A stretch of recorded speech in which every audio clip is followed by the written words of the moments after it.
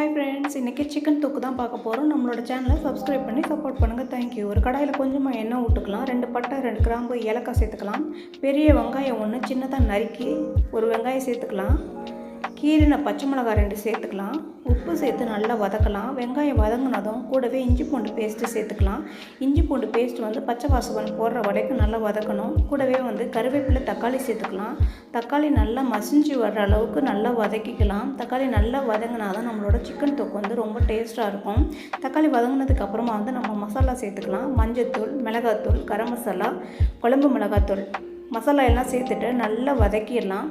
வதங்கினதுக்கு அப்புறமா நம்ம சிக்கன் ஆட் பண்ணிக்கலாம். இன்றைக்கி நான் குக்கரில் 2 விசில் விட்டு எடுத்து வச்ச சிக்கனை தான் சேர்க்குறேன்.